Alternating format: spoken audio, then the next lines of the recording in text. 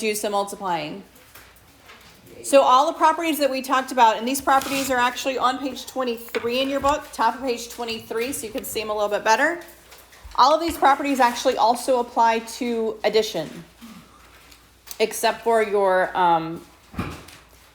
zero. Obviously multiplying by zero doesn't apply, but commutative property, order. Remember with addition, 2 plus 3 is 3 plus 2. The same is true with multiplication. 3 times 5 is the example they give you. 3 times 5 equals 5 times 3. So as long as it's all multiplication, your order doesn't really matter. All right? Associative. If it's all multiplication, you can group it however you want it. 2 times 5 times 3 is 2 times 5 times 3. I mean, it doesn't matter what order you get those answers in. It's going to be the same answer.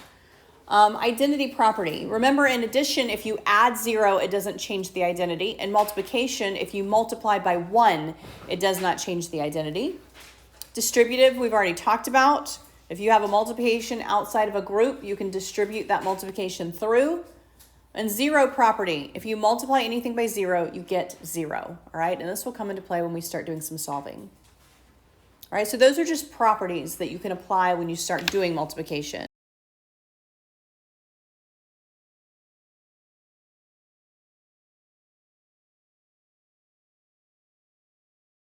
So for the number 43, you're going to have the absolute value of negative 12 minus 7. That works like a grouping, so we're going to go what's inside first.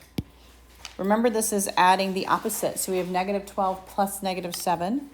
So add and keep the sign negative, so that gives us a negative 19. And then when we take the absolute value of negative 19, we get positive 19. So first of all, rational numbers, those are anything that we put into a fraction. We will eventually get to adding and subtracting and multiplying and dividing irrational numbers, but that's down the road. So we're going to stick with the rational numbers, but that will include fractions. So multiplication is repeated addition. We learned this hopefully in elementary school when you first learned what multiply means. 3 times 5 means that I am going to add 5 to itself 3 times, right? And so you start the process by going 5 plus 5 plus 5. And then you have those wonderful multiplication facts, right, that you have time test on, which some students cringe at and others just excel at them. It just depends on how your brain works as to whether you like a timer going. But you probably went through that torture process for years of having like 60 seconds to do 50 problems, right? And then that's just so that you're not sitting here going 5 plus 5 plus 5. So that now, because your teacher's forced you to do that all those years, you can say 3 times 5 and we know it's 15, right? It's a memorization technique. And so we started out learning this process, and then you probably at some time learned that walks you up and down a number line. And so then you introduce some properties, which actually are the same property that applied to addition. So if you look at the properties that they have listed, you see that commutative, it doesn't matter what order you multiply in. 3 times 5 is 5 times 3. Associative, if it's all multiplication, then while order of operations tells you to group first, if it's all multiplication, it actually doesn't matter how you group. It's not going to affect it. Multiplication identity. For addition, it was adding 0, but for multiplication, it is multiplying by 1, and the identity property does not change the identity of the number, right? And then we get into a new one. This is distributive property, which we're going to do a little bit of in the coming sections. But order of operations tells us to do parentheses first, and distributive property actually tells us, well, you could do the inside first and then multiply by 3, but it is also the same thing as distributing that multiplication. So you could say 6 plus 7, that answer times 3. That's actually going to be the same thing as when I go through it. 3 times 6 plus 3 times 7, distribution. And then the zero property of multiplication, this is specific to multiplication. There's not a simple one like this for addition, but zero property says that if you multiply anything by 0, you are going to get 0. All right? So then let's look at how these properties are illustrated. We learned that adding is repeated addition is multiplication, and we get something called a product when we do that. So when you see the word product in like a word problem, they're always taking you back to multiplication. When you see the word factor, that means that this number perfectly multiplies into the number. So 3 is a factor of 15 because I can take 5 and a 3 times get 15, right? Not 3.1 or 3.2 or 3.3. It is going to be an integer that I multiply by. So it is a factor if it is an integer times an integer that gets there. And then we have positive and negative answers. Well, where did they come up with these crazy ones like positive and negatives give me a negative, or anything times 0 gives me a 0, right?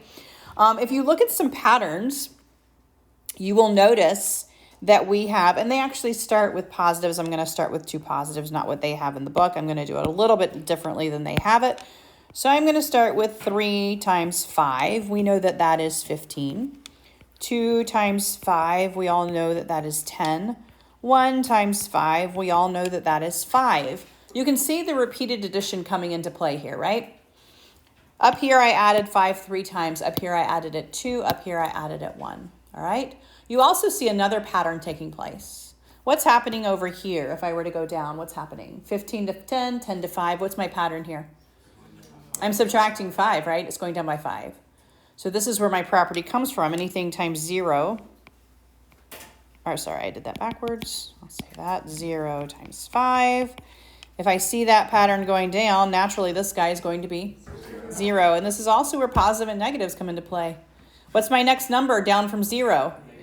Negative 1. And so I have negative 1 times 5 here. I've been going down by 5. What is that going to give me? Negative 5. And lo and behold, you have the positive times a negative equals a negative, right? The same thing holds true with negative times a negative. So now that we know this property, okay, we're going to do it the other direction. We are actually going to say, okay, well, if I know that a positive times a negative equals a negative, I'm going to do this. Negative 3 times 5. What do we know that to be based on the rule we just created? Negative 15. Well, then negative 2 times 5, what is that? Negative 10. Negative 1 times 5. Oh, I cannot write today. This is Friday afternoon. Here we go. Negative 5. Right? What is happening here? It's not going down by 5. It's going up by 5. So naturally 0 times 5. We know that property as well. And then we have this, right? 1 times 5. So then what happens if we have a negative times a negative? And this is the example they show you in the book, all right? So we're going to do this. We're going to say 3 then times negative 5. And we're going to do this with the guy on the inside being negative. And this same process is going to happen here. This is also going down, right? Or going up, rather, not down. Going up by 5. This is a 1. All right. We know this property here. All right. They're going up by 5, aren't they?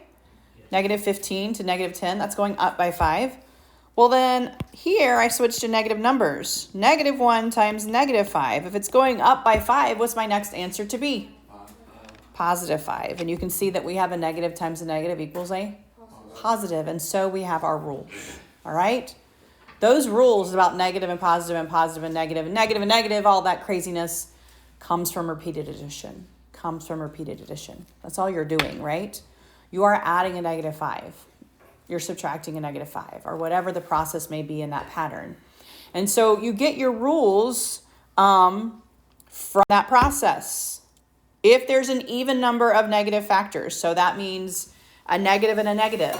So you have one negative and one negative, your answer will be positive always. If you have 4 negatives, your answer will be positive because those pairs will always positive out, okay? So any even negative sets of numbers will multiply to give you a positive number. Any 2 negatives will multiply to give you a positive based on those patterns that we just saw. If there is an odd number of negatives, 1 negative, 1 positive, 3 negatives and 1 positive, 5 negatives and 1 positive, your answer is going to be negative, okay?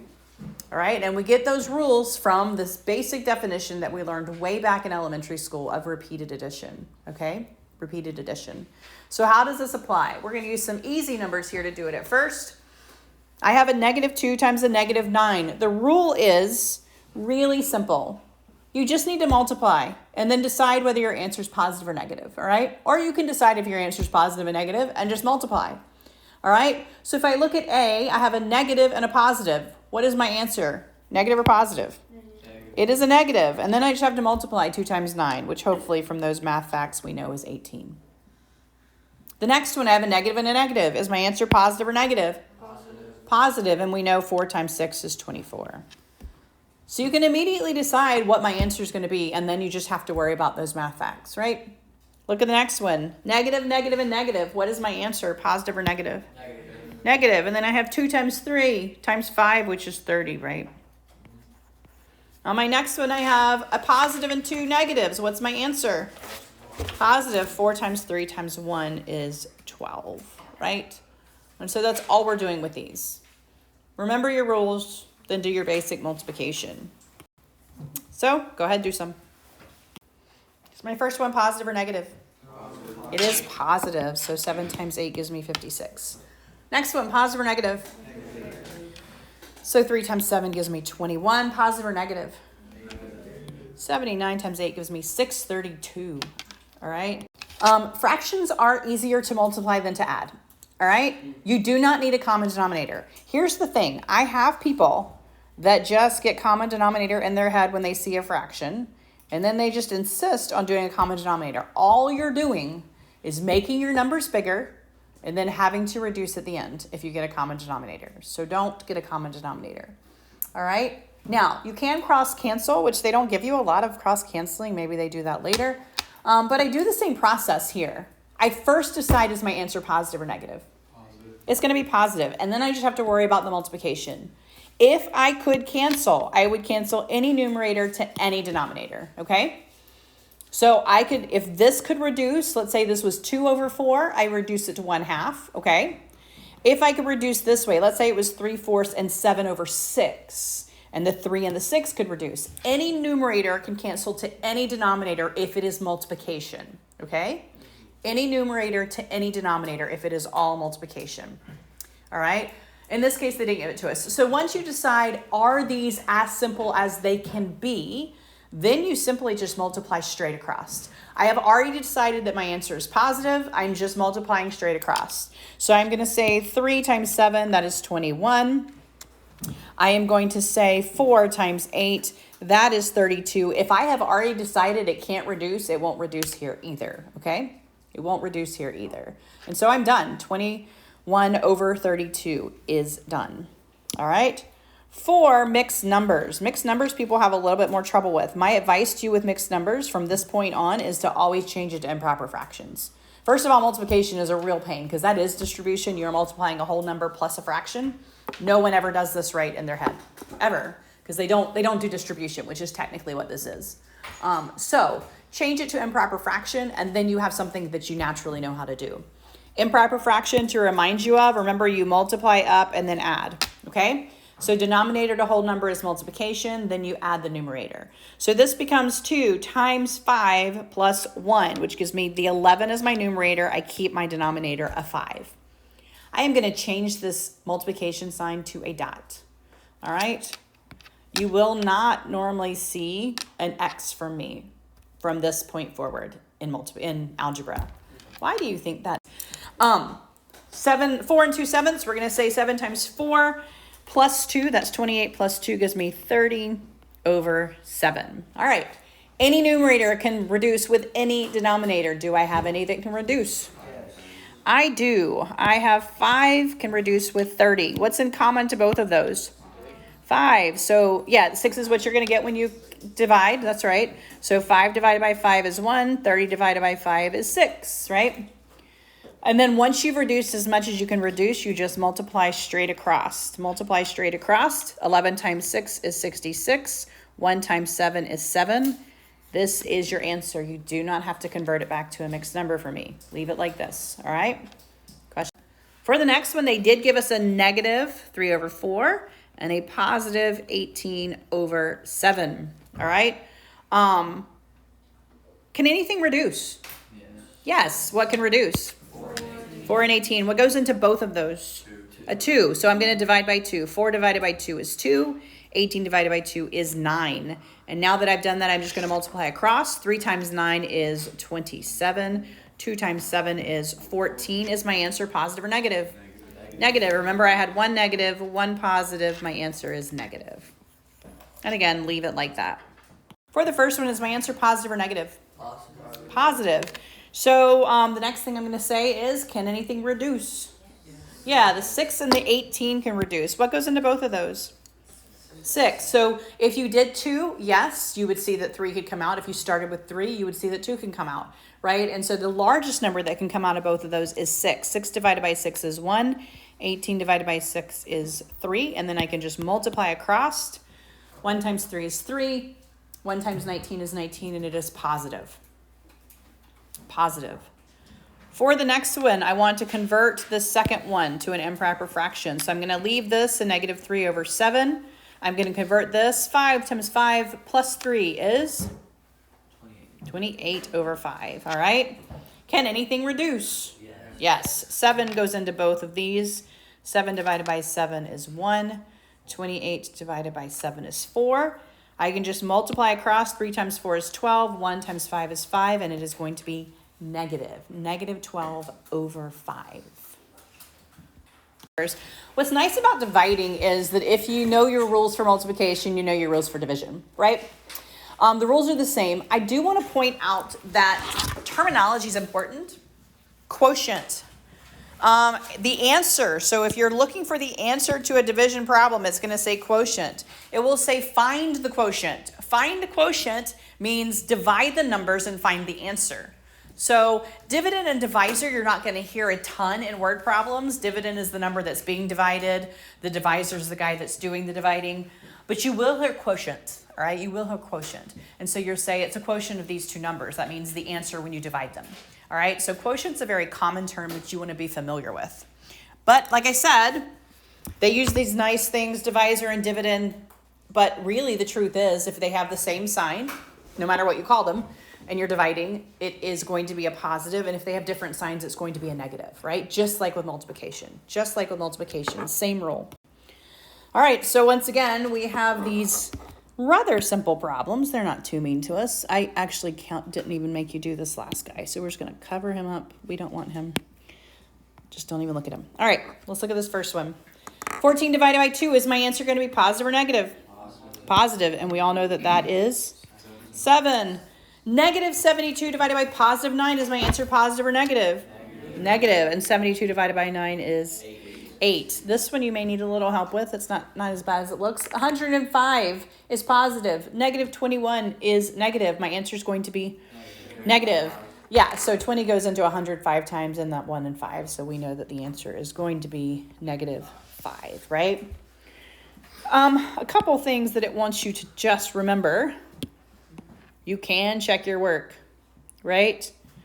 You can check your work. I should be able to say that that times that equals that, right? The denominator times that, right? So when I multiply these numbers, I should get the guy I was dividing by, or being divided, right? You can always check your work. That's nice about algebra, is that in algebra you can check your work, right? So that's what they're reminding you of there, that your answer times what you divided by should equal what you were dividing. All right.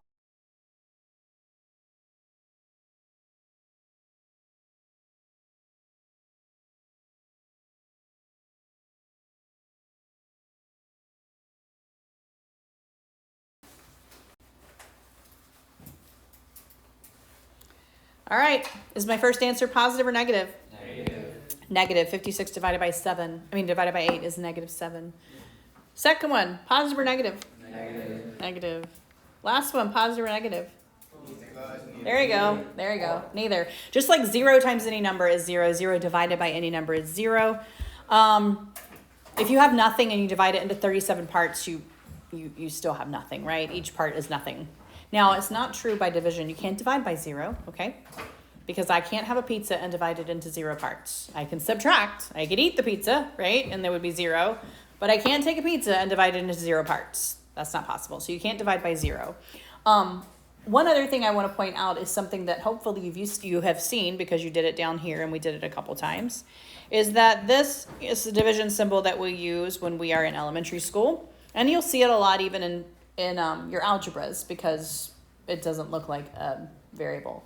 But it does just represent a fraction, right? So 2 over 3, that's just division, right? Number over number. That's what your division symbol represents, that fraction. So that fraction just represents 2 divided by 3, which is why this is 0. 0 divided by negative 37. So you'll see it both ways.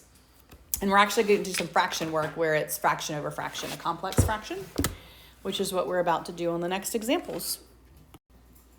Reciprocals. So reciprocal is also called a multiplicative inverse. A reciprocal is when you flip something upside down pretty much, right? Keep, change, flip. Multiplicative inverse. It is called that because when you multiply two numbers that are reciprocals of each other, the answer will always be 1. Always. So the example they give here is 3 halves and 2/3. When you multiply those, you get 1. You get 6 over 6. If you were to cross multiply, you get 1 over 1, right? Or cross cancel, you get 1 over 1. Reciprocals always multiply to 1. Reciprocals always multiply to 1. When you flip it, you don't change the positive and negative, all right? It is just the number flipped. Keep the sign the way it was to begin with. They are telling you this because we're about to do some division with fractions. Now, you hear this in fractions, but the truth is division is always, by definition, the multiplication by the reciprocal, which is what they have at the top of page 30. Division is defined as multiplication by the reciprocal of the divisor. This is true always. So 6 divided by 2 is the same thing as 6 times 1/2. Now, we don't ever write it that way because we can just do 6 divided by 2 in our head. But this is always true. We just typically only use this for fractions, right? Or dividing, at least one of them is a fraction. So the rule that we have learned forever is the infamous keep, change, flip, right? And we do that because it's very, very easy to remember. You keep the first guy. You change everything to multiplication because that is how my rules work. And then we flip the second guy. Keep, change, flip. All right? And so all these rules we've been talking about have been rules for multiplication. Just like all the rules we talked about were rules for addition. So we changed subtraction to adding the opposite. We're going to change division to multiplying by the reciprocal because those rules apply. All right? So when we have fractions, this is where you see it the most. You have these fractions and they want to divide. It is not natural to know how to divide by fractions. If I say to take your pizza and divide it into 8 pieces, naturally you can divide it into 8 pieces because you're thinking a whole and whole, right? But when I say take something and divide it by 1/2, then all of a sudden that doesn't make sense, all right? Because then it actually gets larger and that doesn't make sense. But you're keep, change, flip, and then it makes sense, all right? So we're going to change all these to multiplication. With this, I'm going to keep this first guy 4 over 5. I'm going to change this division to multiplication, and I am going to flip this guy to 10 over 9. And then I just have the multiplication of 2 fractions, and I am going to do the same rules I would always do. I would say, is my answer positive or negative? Positive. Can I cancel anything out? Yes, I can. Then I'm going to multiply across, right? So once you've changed it, it is just what we've been doing. What can I reduce here, by the way? 5. Yeah, I can reduce the 5 and the 10. That is going to be 1 and 2. And then I can't reduce anymore, so I'm going to multiply across, and I'm going to get 4 times 2 is 8. 1 times 9 is 9. This works even with whole numbers, all right? So B, I'm going to say, is my answer positive or negative? Positive. So I'm going to just ignore those negatives. I'm going to keep that 5/7. I am going to change that to multiplication. What's the reciprocal of 5? What's the reciprocal? 1 over 5. And so I'm going to flip that to 1 over 5. And then I'm going to do my canceling. 5 and 5 reduced to 1 and 1. 1 times 1 is 1. 7 times 1 is 7. Mixed numbers. What do you think I want to do with these? Make them improper. Improper fractions. Again, you're not going to do it correctly if you don't. It's actually a distribution problem. And so you want to change these to improper fractions. Question. Fractions. Again, we have a negative, so we're going to ignore that negative when we're converting. 12 times 1 is 12, plus your 7 is 19. This was originally a negative, so this is going to stay a negative fraction. Change this to multiplication. And then this is 5 times 7, 35, plus 3 is 38. This is going to be 38 over 5. So what am I going to do with this guy? Flip it. So this is going to be 5 over 38. Can anything reduce? 19 and 30. Yeah, 19 and 38 can reduce. All right, so 19 divided by 19 is 1. 38 divided by 19 is 2. And then I'm just going to multiply across. 1 times 5 is 5. 12 times 2 is 24. Is my answer positive or negative? Negative. I had one negative and one positive. My answer is negative. Where you have this division sign in between it. The division sign you're always used to seeing. All right? That's one way you'll see them. The other way looks like this. All right? And you're like, those are way too many fraction lines. This is actually called a complex fraction. And you get to do these when you get into algebra 2 with me that are like huge with x's and y's in them. But for now, you're just going to treat it like a numerator and a denominator. All right? I have 4/5 in my numerator. I have negative 1/2 in my denominator. You still apply your keep, change, flip rule. All right? Keep, change, flip. In this case, though, I am going to keep my numerator the same. So I'm going to keep that a 4 over 5. I am going to change this division to multiplication, right? And then I am going to flip the bottom guy. Instead of negative 1 over 2, I'm going to say negative 2 over 1. Negative 2 over 1. And then I'm going to do the same process as always. Is my answer positive or negative? Well, it's negative. Can I cancel anything? No, I cannot. Multiply across. 4 times 2 is 8. 5 times 1 is 5. That's all I do. Let's look at the next one. These are the ones that throw people, all right? So, keep, change, flip. I am going to keep this first guy 2/3. I am going to change this to multiplication. And I am going to flip the bottom. It is a whole number. How do I flip a whole number? Yeah, it's 4 over 1. So to flip it, I'm going to say 1 over 4, right? And now I'm going to say, can I cross cancel? Yes, I can, right? 2 divided by 2 is 1. 4 divided by 2 is 2. Then multiply across. 1 times 1 is 1. 3 times 2 is 6.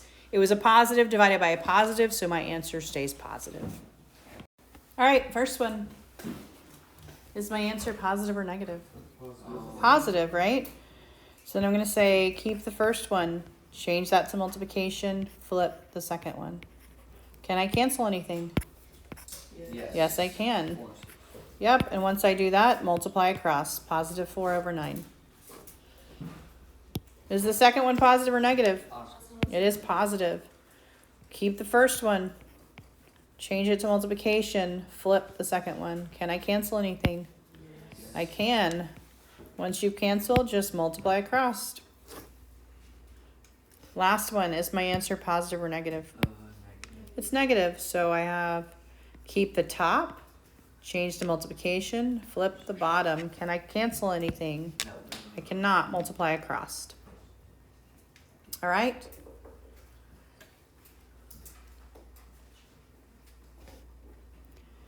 So the last thing they show you here is just the fact that these properties apply to both. Commutative, associative, identity, inverse apply to both. Then for multiplication, you have some specialty ones.